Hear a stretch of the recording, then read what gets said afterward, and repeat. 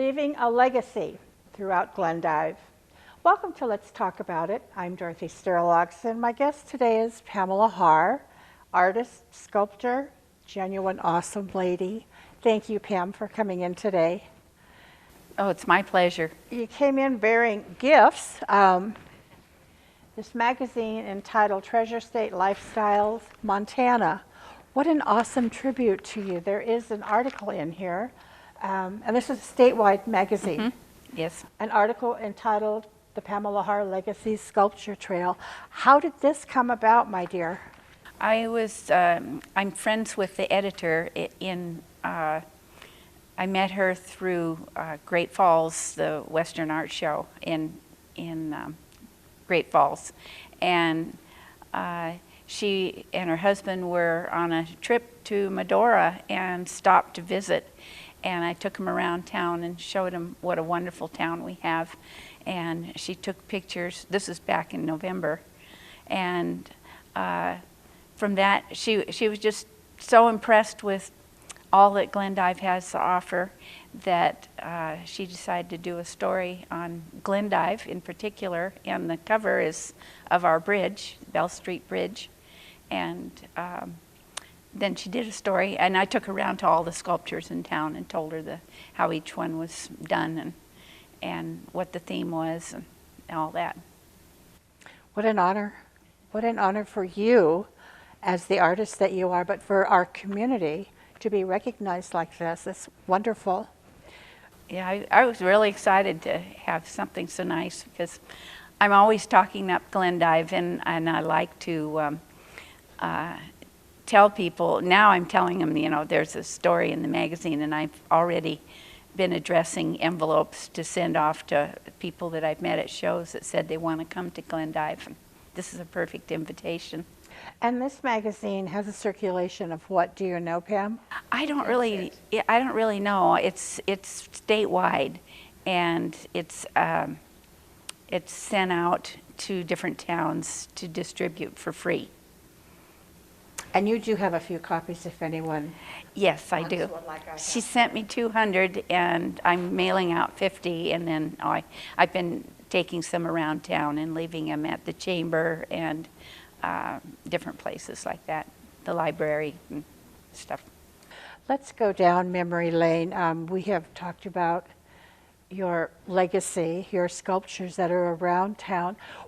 What first inspired you to think that maybe you would like to leave sculptures in Glendive? I think most sculptors dream of doing things that are big, and Harvey and I had been sculpting and for a good 45 years, both of us. And my dream was to do 2 sculptures that I've done now.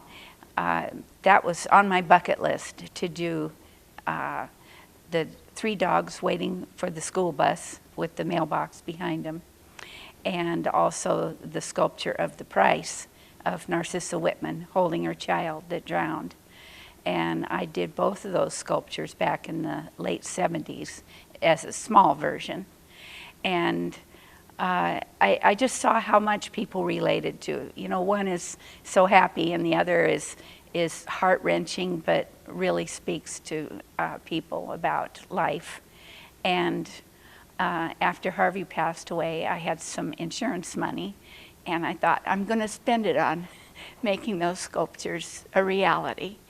And so I gave the waiting for the school bus to the high school, and the sculpture of Narcissa Whitman, who was a missionary and first white woman to cross the Rockies, I gave that to the city.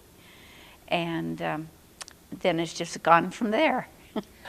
And the Narcissa one did get some concern, maybe, from some people who thought maybe it was inappropriate, but that wasn't your intent at all, because we all have those feelings that she portrays. Yeah, well, music has so many sad songs, and the place where it's placed is a memorial park. The veterans gazebo and the memorial benches and all of those things. And it's dedicated to people who've lost children. And I've had, probably 5 or 6 people come up to me just at local shows and tell me how much that sculpture means to them because they've lost children. Definitely, yeah. And once you think about your intent with that, it is very, very beautiful. So let's talk about some of the other sculptures around town. You did one for the Millen family. Yes, I did one. It's called Born to Hunt, and it's of a boy holding a retrieving dummy and for his Labrador pup. And that Ty Millen had passed away, and his family was looking for something as a memorial to him.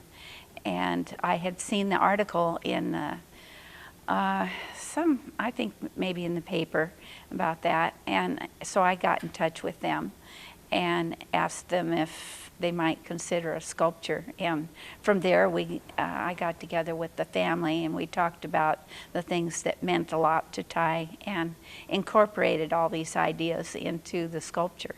And we actually used his real tennis shoes in the sculpture.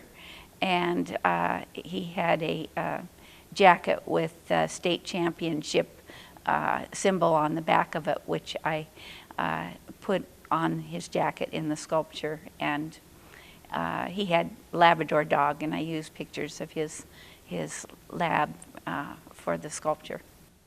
So as you're creating something like this, Pam, you have a boy and his dog. Which is easier for you to create, the person or the animal? The person. The person is. Yeah. I used to be a physical therapist, and I worked with handicapped children, and I just have such a feel for anatomy and for kids, of course. You have a sculpture out at the Veterans Home, which is probably, of the work I've seen, one of my favorites. Describe that one for us. It's called To the Color, and that's it's of a bugler, and he is To the Color means to muster the troops, and it is similar to the one that I did at Fort Peck of a bugler. This is called Taps, and at Fort Peck I did a bugler and a flag-covered casket for their Eastern Montana Veterans Memorial. And I wanted to do something for here in town, so I came up with this one. And the one at Fort Peck is wearing a beret, and this one's wearing a steel pot. And it just makes it look a little different. The one in Fort Peck has that beautiful flag-draped casket. What made you think of doing that? I actually was asked to do it, and I just think that became the heart of the whole exhibit there at Fort Peck. I used a real casket and then sculptured a flag over the top of it in clay. And even the stars, I made a mold of one star and then put clay in the middle of each mold, or the mold, and pulled the little stars out and in clay and laid them on the flag and then worked them in so they look embroidered. And when you see the real thing, the real bronze, it looks almost like a real flag. Yeah, it's absolutely beautiful. So back in Glendive then, I remember sitting here with you in a previous interview, and you mentioned something about you had a dream, or you were thinking of children and animals that would look wonderful on the bridge. And the next thing I knew, it happened.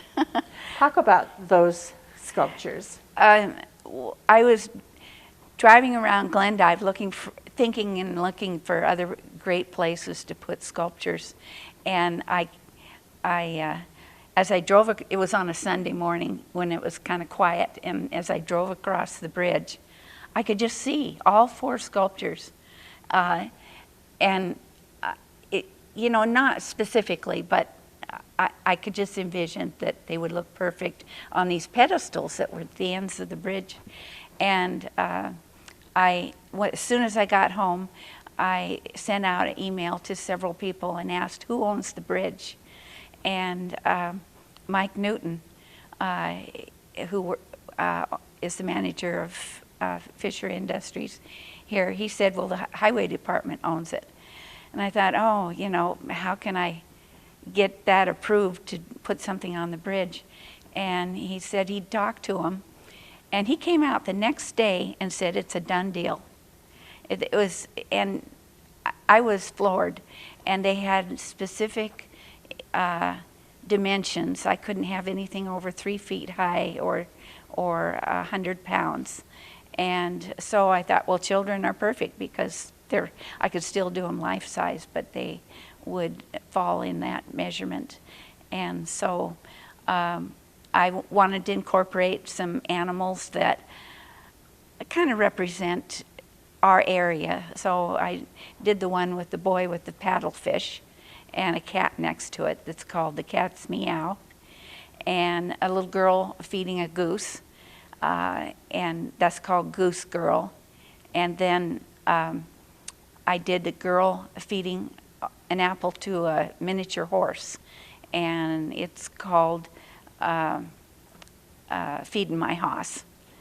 And then the fourth one was a boy playing the guitar with a dog howling, and I call that one Home, Home on the Range. And he's a little cowboy kid with a cowboy hat and all that, just kind of to represent our western part of the country.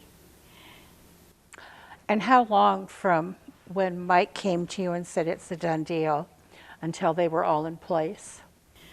Oh, I think about 6 months. And Mike and his crew were the ones that installed the sculptures.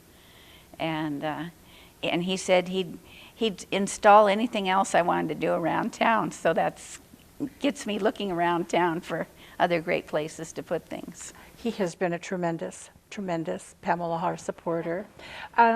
Okay, so one more sculpture in town, the lion at the Epic.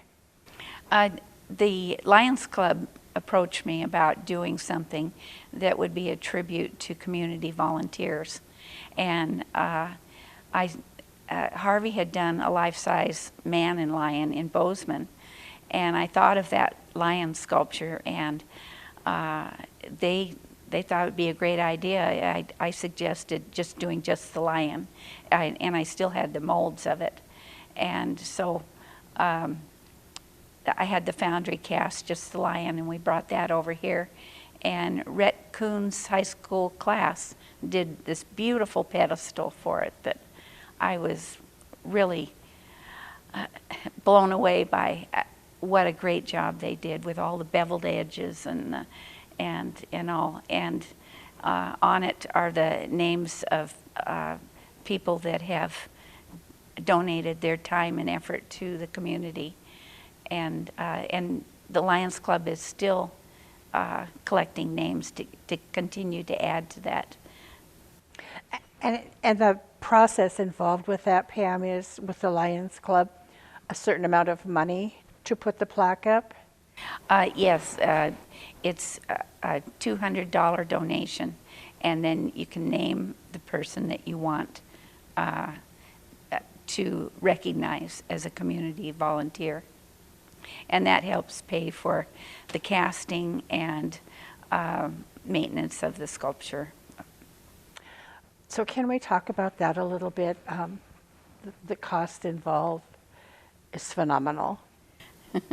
It is. It's the lion, just to do just the casting, was around $35,000 to do that. It's a lot more if you have to sculpt it and do the mold making and all of that process, but just to do that one casting. So casting means what? It means that you make a wax reproduction of the original clay sculpture, and in this case, the molds had already been made of that clay sculpture, and then you make a wax reproduction from the mold, and then that is dipped in a ceramic slurry, and then it's fired, and the wax is melted out, and the bronze at 2,000 degrees is poured back into that ceramic shell. And then the shell is chipped and sandblasted away, and the parts are welded together and finished and colored with chemicals. And that has to be a special talent to be able to do that. Pam, who does that for you? The casting of the larger pieces is done, some of the ones I've done have been done by Billings Bronze, and the lion was cast in Livingston and at the Boyer Bronze, and they do all the small pieces for me in Livingston. So it's not just their expertise, but you also have to pay for the bronze. I assume that's quite a bit of the cost. Yeah, the cost is not only the cost of the metal itself, but the time involved to do the work. That's how they gauge their price. And the talent involved to be able to show what you want them to show in your bronze. Yeah. So you have one more that's in the process now, and the foundation has been dug by the Courthouse for that sculpture, correct? Yes.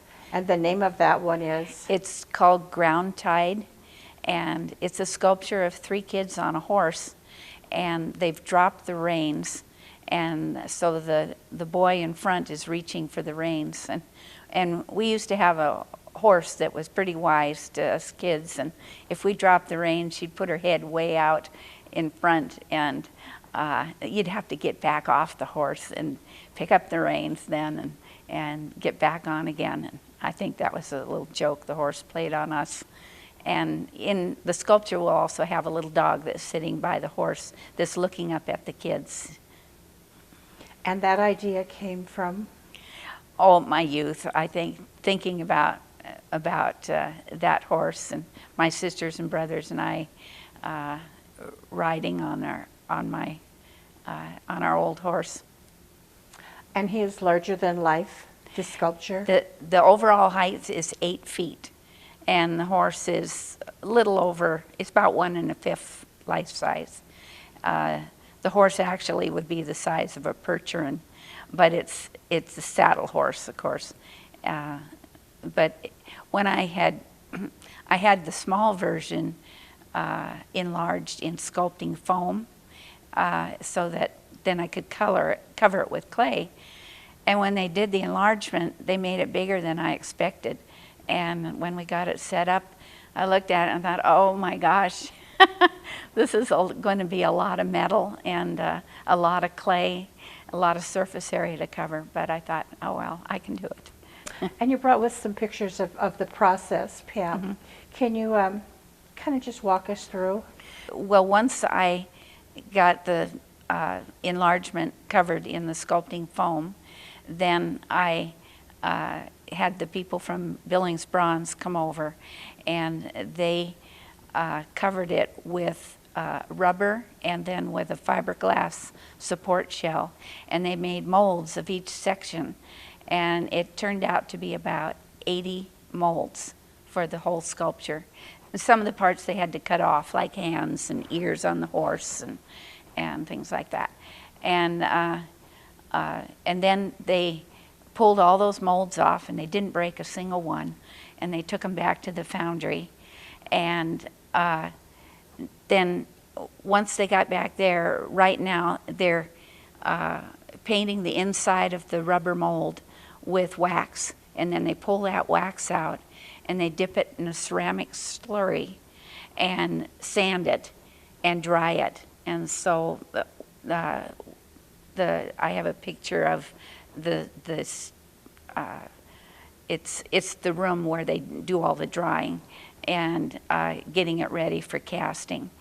And so probably in the next couple of weeks, then they'll be taking those ceramic shells with the wax in it, firing it, and the wax will melt out, of course, and leave this hollow shell.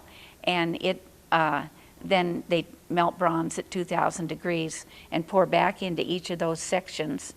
And then they chip and sandblast the shell away.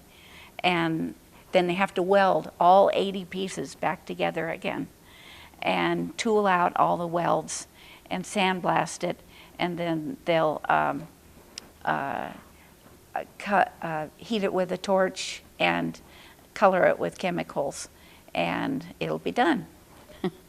So once it's all put together, you can't see where it's been welded or anything? No, I'm amazed. You cannot see where it's been done. So. When do you anticipate that it'll be in place at the courthouse? Well, the people at the foundry think that it'll be done by the end of September. September, and then they'll be working on the platform where it's going to be displayed, and it's going to be, hopefully it'll be done before the bronze gets here. I'm sure it will be. And Fisher Industries is going to pour colored concrete, the same color as the brick wall behind the courthouse, on the courthouse wall. And this is going to go in front of the courthouse, Dawson County Courthouse. And it'll be 27 feet wide with retaining walls on each side because it's sloped lawn. And you'll be able to walk down the sidewalk and walk in without stepping up, and walk in and be able to walk around the sculpture. And hopefully maybe some memorial benches will eventually be there that you can sit on. But I've put all kinds of little things on the sculpture. There's even a horsefly on the horses behind. Oh my God. and the little boy has his cap guns on and with bullets in his gun belt. And there's a girl holding a carrot and a slingshot in one of the boys' pockets. So lots of little things to look for. Pam, this cannot be an inexpensive project that you have undertaken. You have developed or worked on a foundation to help cover the cost? Through the Yellowstone Plains Foundation, people can donate to that, and the money goes for this towards this sculpture. And people can send checks made out to me, send checks to me made out to the Yellowstone Foundation, and it's tax deductible. And I've raised about a little over a third of the cost for this so far, which is about $17,000. And I've applied for some grants, and so I'm hoping to get some of that. And otherwise, I'll just cover the rest of the cost myself for it. My time is donated, but the foundry fees are all total around $47,000 with the cost of the enlargement, mold making, and casting. And that doesn't count all of the volunteer and donations for getting it in place and building the platform and all that.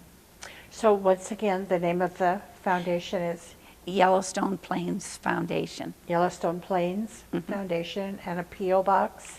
It's P.O. Box 1184 in Glendive. Okay, and it is tax deductible. You also are doing a fundraiser with the gallery. Talk about that a little bit, Pam. Well, I was really disappointed that there was no dinner on the bridge this year, because that's the gallery's major fundraiser to run the gallery for the whole year. And it just kind of, I had this moment, a bright light in my head, and I thought, how about an Annie Oakley bash? And we've done different versions of this, but basically I have about 50 different bronzes at the gallery, and I'm donating 50% of the selling price of any one that's sold. And we're going to draw numbers at the end of the reception on September 17th.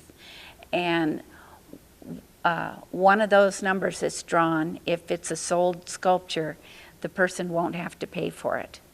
So it'll be free, and I hope that will make it a lot more fun. But the main thing is just to raise money for the gallery and have something that kind of compensates for not being able to have the dinner and have their major fundraiser for this year. And the other part then will go toward your sculpture? Yes, and I'm during the reception on the 17th, I'm going to do a live demonstration and make a sculpture, and then we'll auction that off during the reception. We were at the college community barbecue last night, and I remember a few years ago there were several artists at tables at the college during that event. Watching you create is unbelievable, Pam. Do you have any ideas what you're planning to do? I've been thinking about that because I have some places in town that I would like to do sculptures that are connected across the street, like kids playing baseball and one on one side and one on the other, or something like that. And I have another idea that's just come to me, and I'm not going to say right now, but I'm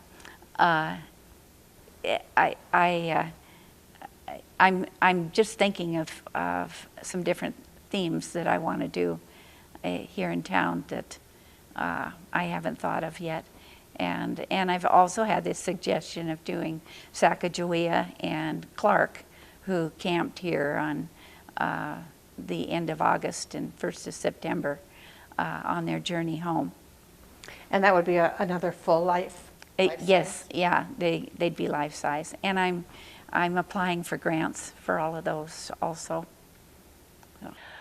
You, like you said, have sculptures at the gallery, but you also have your own personal gallery in your home. Talk a little bit about what's available there. Well, I have a collection of both Harvey Ratty, my husband, and my work there at the gallery. And then out in my shop, I have all my projects, my life-size projects. So if people come out to visit, I give them the grand tour and show them how I make the big sculptures as well as the small ones, and just answer questions. And I love having school tours and families come out, and so it's a lot of fun. It's a huge collection you have in your home that are for sale. Mm-hmm. I have both paintings that Harvey and I have collected over the years that are for sale in our gallery, and as well as all the bronzes, probably about 200 bronzes that are smaller, the smaller miniatures and all. And to go to your home or your gallery, how does one connect with you then? You can call me for directions. It's area code 406-687-3743, and I live on Highway 16, and you can see the signs. It's 4.5 miles from the interstate heading towards Sydney, and it's right across the street from the truck terminal there and the big American flag. Perfect. September 17th is the day to plan to be at the gallery. Yes, and you can, now if I can remember it, you can see all the sculptures online at info at the gallery.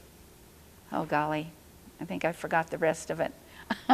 Anyway, you can contact them on their Facebook and see all of those sculptures online at the Pamela Harr's Annie Oakley Bash.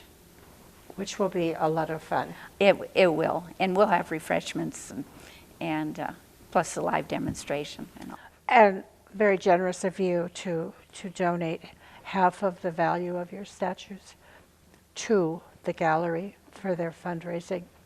My guest today on Let's Talk About It, the beautiful Pamela Harr. Lots of love for this community from this lady, and we so appreciate you. Thank you, Dorothy. For Let's Talk About It, I'm Dorothy Sterlogs, and thank you for joining us.